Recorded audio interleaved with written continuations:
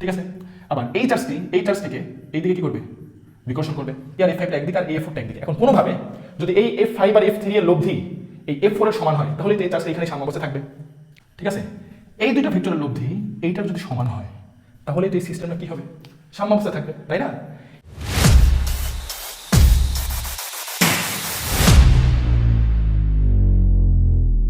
আসসালামু আলাইকুম, সবাইকে স্বাগতম আমাদের নতুন আরেকটি ভিডিওতে।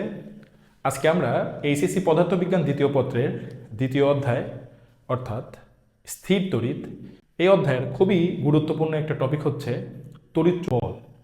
তো এই তড়িৎ বল এই কনসেপ্টটার উপরে খুবই সুন্দর একটি ম্যাথ আমরা করব আজকে।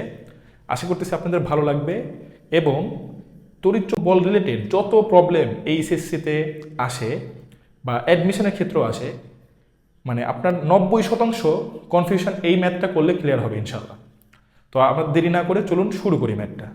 আমরা প্রবলেমটা প্রথমে লিখতেছি, দেখেন সেটা হচ্ছে, দেখেন আমাদের বলে দেওয়া আছে এরকম একটা বর্গক্ষেত্রের চারটা এই পয়েন্টে +6 মাইক্রোকুলমের চার কর্নারে চারটা চার্জ আছে।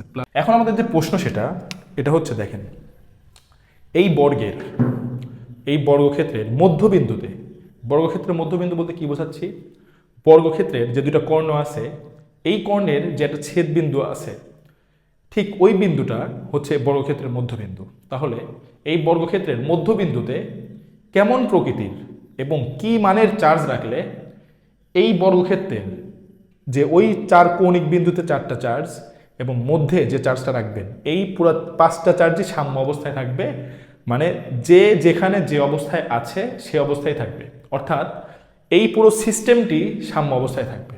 আমি প্রশ্নটা আবারও বলি, বর্গক্ষেত্রের চারটি কৌণিক বিন্দুতে 4টি +6 মাইক্রোকুলমের চার্জ রয়েছে এবং এই বর্গক্ষেত্রের প্রত্যেকটা বাহুর মান হচ্ছে 2 মিটার।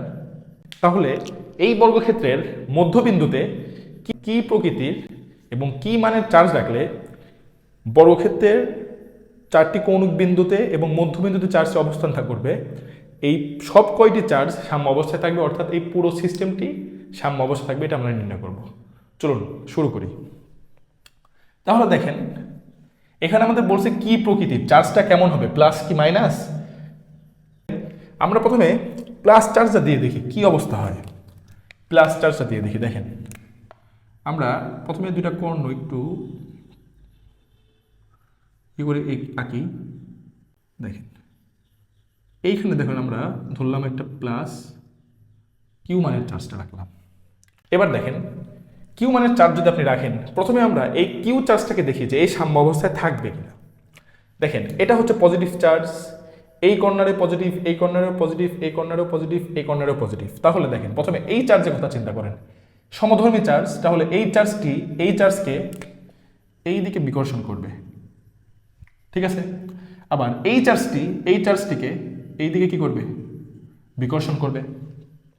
আবার দেখেন তাহলে এই দুইটা, দেখেন এই চার্জ থেকে এই চার্জের দূরত্ব সেম এবং দেখেন চার্জের পরিমাণও সেম। তাহলে এই বল, মানে যে বলে বিকর্ষণ করবে এই বলটা আর এই বলটা কি হবে, সেম। তাহলে যেহেতু এরা 180 ডিগ্রি অর্থাৎ বিপরীত দিকে কাজ করতেছে এক অপরের, তাহলে এটা দুজন কি হবে, নালিফাই হবে, ঠিক আছে। আবার দেখেন এই চার্জটা একে এই দিকে বিকর্ষণ করবে, এই দিকে, আর এই চার্জটা একে এই দিকে আবার কি করবে, বিকর্ষণ করবে।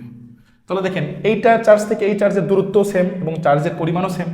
তাহলে অবশ্যই এইটা আর এইটা, এই দুটো ভেক্টর, বল তো একটা ভেক্টর, তাহলে এই বল দুইটা একে অপরের বিপরীত দিকে কাজ করে দুইটা কি হবে, নালিফাই, কাটাকাটি হয়ে যাবে। তাহলে আমরা এইখান থেকে কি বুঝলাম, যে এই মধ্যবিন্দুতে যদি আমরা পজিটিভ চার্জটা রাখি তাহলে এই মধ্যবিন্দুতে যে চার্জটা রাখবো ওই চার্জটা সাম্য অবস্থায় থাকবে, ঠিক আছে, থাকবে। এখন আমরা আমাদের শুধু মধ্যবিন্দুর যে চার্জটা, এই চার্জটা সাম্য অবস্থায় রাখলে হবে না, আমাদের দেখা লাগবে যে প্রত্যেকটা কর্নারে অর্থাৎ কৌণিক বিন্দুতে যে চার্জগুলো আছে সেই চার্জগুলো সাম্য অবস্থায় থাকবে কিনা। তাহলে দেখেন আমরা চেক করি, যে কোনো একটা চার্জ নিয়ে আপনি চিন্তা করেন, এই চার্জটা নিয়ে চিন্তা করেন। দেখেন এই চার্জটাকে, প্রথমে এই চার্জটাকে এই দিকে বিকর্ষণ করবে প্রথমত, এই চার্জকে এই দিকে বিকর্ষণ করবে, তাহলে এই দিকে বিকর্ষণ করবে, ঠিক আছে।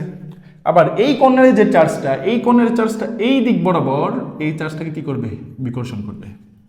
আবার এই যে মাঝখানে আপনি নতুন চার্জটা রাখলেন, এই চার্জটাও তো কি এটা বিকর্ষণ করবে না, এইদিকে বিকর্ষণ করবে। তাহলে দেখেন তো এই দুটো ভেক্টর এইদিকে কাজ করতেছে, তাহলে লব্ধি হবে এই দুটোর যোগফল। আবার এই দুটো ভেক্টর 90 ডিগ্রি অ্যাঙ্গেলে কাজ করতেছে, যেহেতু সেম মানের, তাহলে এই দুটো ভেক্টরের লব্ধিও এইদিকেই কাজ করবে। তাহলে দেখেন তো এই চার্জটা এই লব্ধি বরাবর চলে যাবে না, ছিটকে যাবে না? এই চার্জটা এই লব্ধি বরাবর ছিটকে যাবে না? হ্যাঁ, ছিটকে যাবে। তাহলে কি সিস্টেমটা সাম্য অবস্থায় থাকলো? সিস্টেমটা কি তাহলে সাম্য অবস্থায় থাকলো বলেন? না, সিস্টেমটা সাম্য অবস্থায় থাকলো না। তাহলে আমাদের এখানে প্লাস কিউ চার্জ নেওয়া যাবে না, ঠিক আছে? প্লাস কিউ চার্জ নেওয়া যাবে না। তাহলে দেখেন আমরা এবার মাইনাস কিউ চার্জ নিয়ে একটু দেখি কি অবস্থা হয়, ঠিক আছে? এবার আমরা মাইনাস কিউ চার্জ নিয়ে দেখি কি অবস্থা দাঁড়ায়। মাইনাস কিউ চার্জ, তাহলে দেখেন মাইনাস কিউ চার্জ যদি নেন, তাহলে এই মাইনাস প্রথমে এই চার্জটা সাম্য অবস্থায় থাকে কিনা এটা আমরা দেখি। দেখেন এই চার্জের উপরে এই চার্জকে এবার আকর্ষণ করবে ওই দিকে, ওর নিজের দিকে, যেহেতু বিপরীতধর্মী, তাহলে এই দিকে আকর্ষণ করবে। আবার এই চার্জটা একে এই দিকে আকর্ষণ করবে। এখন দেখেন আকর্ষণ বলের পরিমাণ কি সমান, কারণ কি মধ্যবর্তী দূরত্ব এবং চার্জের মান কি সমান, তাহলে এই দুটা কি হবে, নালিফাই। আবার দেখেন এই চার্জটা একে এই দিকে কি করবে, আকর্ষণ, আবার এই চার্জটা এইদিকে কি করবে, আকর্ষণ। তাহলে এই দুটো সেম মানের, তাহলে এই দুটো কি হবে, এই দুটাও কাটাকাটি হয়ে নালিফাই হয়ে যাবে। তাহলে দেখেন আমরা এটা বুঝলাম যে মাইনাস কিউ মানের চার্জ রাখলেও এখানে কি হবে, এই মাঝখানের চার্জটা সাম্য অবস্থায় থাকবে। এইটা নিয়ে আমাদের আর কোনো কনফিউশন নেই, নাই ইনশাল্লাহ। এখন দেখেন, এখন যদি এইখানে আমরা মাইনাস চার্জ রাখবো, ঠিক আছে, মাইনাস চার্জ আমরা রাখলাম। এখন আপনি চিন্তা করেন যে মাইনাস কিউটা একটু ভালো করে লিখি, কিউ চার্জটা রাখলাম। এখন আমাদের তো মধ্যবিন্দুতে যে চার্জটা অবস্থান করতেছে এটাকে দেখলেই হবে না, আমাদের এই কৌণিক চারটা বিন্দুতে যে চার্জগুলো আছে সেগুলোর ক্ষেত্রে কী হবে আমরা একটু দেখি। তাহলে দেখেন এবার আমরা আস্তে আস্তে একটু দেখি বলগুলা। তাহলে এই চার্জকে প্রথমে এইটা এইদিকে কি করবে, এইদিকে বিকর্ষণ করবে।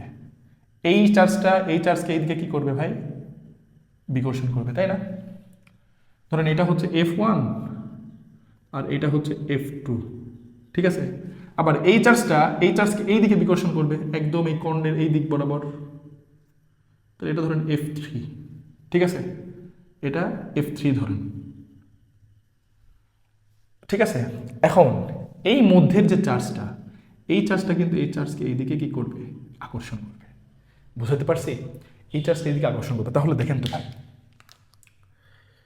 এই তিনটা যে ভেক্টর এই দিকেও কাজ করতেছে, তাহলে এই F1 আর F2, এই F1 আর F2 এর যে লব্ধিটা, F1 আর F2 এর লব্ধিটা এইদিকে কাজ করবে না?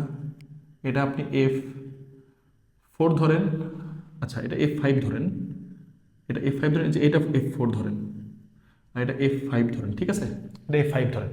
তাহলে বলেন তো এই F5টা কি, এই F5টা হচ্ছে F1 আর F2 এর লব্ধি, তাহলে এটা যদি একদিকে, আর F3 আর F5টা একদিকে, আর এই F4টা একদিকে। এখন কোনোভাবে যদি এই F5 আর F3 এর লব্ধি এই F4 এর সমান হয়, তাহলে তো এই চার্জটা এখানে সাম্য অবস্থায় থাকবে, ঠিক না? এই দুইটা ভেক্টরের লব্ধি হচ্ছে F5 আমরা নিলাম, কারণ কি দেখেন এই ভেক্টরের দিকে কাজ কেন করবে, দেখেন এই F1 আর F2 এর মান সমান। এখন দুইটা সমান মানের ভেক্টর যদি 90 ডিগ্রি অ্যাঙ্গেলে কাজ করে, তাহলে তাদের লব্ধি কোন দিকে কাজ করবে, ঠিক 45 ডিগ্রি অ্যাঙ্গেল বরাবর। তাহলে এটা যদি 45 ডিগ্রিতে যায়, তো এটা কি হবে, 45 ডিগ্রিতে যাবে। তাহলে দেখেন এখন কোনোভাবে আমি যদি এই জিনিসটা একটু, এই চার্জটাকে এখানে একটু দেখেন আলাদা করে আঁকি, একটু বড় করে আঁকলাম, +6 মাইক্রোকুলমের চার্জ। তাহলে এইখানে এই F3 আর এইদিকে কাজ করতেছে হচ্ছে F1 আর F2 এর লব্ধি F5, আর এইদিকে কাজ করতেছে হচ্ছে F4, ঠিক আছে? এই দুইটা ভেক্টরের লব্ধি এইটার যদি সমান হয়, তাহলে তো এই সিস্টেমটা কি হবে, সাম্য অবস্থায় থাকবে, তাই না? এটা তো সাম্য অবস্থা আমরা আছেই দেখলাম, তাই না? এবং এটা সাম্য অবস্থায় থাকবে। তাহলে এখন দেখেন তাহলে কি হবে, এখান থেকে দেখেন F3 আর F5 একই দিকে কাজ করতেছে। তাহলে এখান থেকে আমরা যদি বলি যে F3 প্লাস F5 এটা সমান যদি F4 হয়, তাহলে এটা কি হবে, সাম্য অবস্থায় থাকবে। তাহলে F3টা আবার কি দেখেন, F3টা হচ্ছে F1 আর F2 এর লব্ধি, আবার F1 আর F2 হচ্ছে সেম মানের বল। তাহলে F1 আর F2 এর মানটা আমরা প্রথমে বের করি। দেখেন F1 আর F2 এর মান সেম হবে, তাহলে এটা আমরা বের করি। দেখেন এটা হবে 1/4 পাই এপসাইলন নট, বলের যে সূত্রটা, আচ্ছা বলের সূত্রটা আমি একবার লিখে দিই। দেখেন এফসি মানে কুলম্ব বলের সূত্র, সেটা হচ্ছে 1/4 epsilon not Q1 Q2 divided by r²। এটা হচ্ছে সূত্র। তো আমরা এই সূত্র অনুসারে লিখবো, ঠিক আছে? এটা হচ্ছে সূত্র। তাহলে দেখেন, তাহলে এইখানে হবে F1 আর F2 এর ক্ষেত্রে দেখেন এইটা হচ্ছে F1, তাহলে এই চার্জ আর এই চার্জের মধ্যে এই চার্জ দুটা কি মাইক্রোকুলম আছে, তাহলে 6 মাইক্রোকুলম, তাহলে 6 × 10⁻⁶ ইন্টু আরেকটা চার্জ এটা, তাহলে এটাও হবে 6 × 10⁻⁶, আর এইখানে হবে হচ্ছে এটার এটার মধ্যবর্তী দূরত্ব হচ্ছে 2 মিটার, তাহলে 2 এর উপর স্কোয়ার, ঠিক আছে? তাহলে F1 আর F2 এর মান আমরা পাইলাম। তাহলে দেখেন এইটা হবে হচ্ছে F1 আর F2 এর মান, তাহলে F1 আর F2 এর লব্ধি হচ্ছে F3, তাহলে F3টা কি হবে দেখেন, অতএব F3টা হবে √F1 এর উপর স্কোয়ার যোগ F2 এর উপর স্কোয়ার। কেন? কারণ দুটো 90 ডিগ্রি অ্যাঙ্গেলে কাজ করতেছে, তাহলে 90 ডিগ্রি অ্যাঙ্গেলে দুটো ভেক্টরের লব্ধি হচ্ছে এইটা। এখন এখান থেকে দেখেন F1 আর F2 দুটো তো সমান, তাহলে এখান থেকে লিখতে পারি F1 এর উপর স্কোয়ার আর F2 কে F1 লিখে লিখতে পারি, অতএব F3 এটা হবে √2F1। তাহলে F3 এর মানটা আমরা পাইলাম, সেটা হচ্ছে √2 × F1 হবে, তাই না? এখন আমাদের আলাদাভাবে F4 আমরা ওইখানে বের করে নিচ্ছি, ঠিক আছে? তাহলে দেখেন F3টা আমরা বের করে ফেলছি, এখন আমি F3 এর মানটা এখানে বসাই। তাহলে দেখেন এখানে আমরা এখন F3 এর মানটা বসাই। F3 হবে হচ্ছে √2 × F1 প্লাস F5। আচ্ছা, F5টা হচ্ছে আচ্ছা F5টা হচ্ছে আমরা ওটা লব্ধি ধরছিলাম না?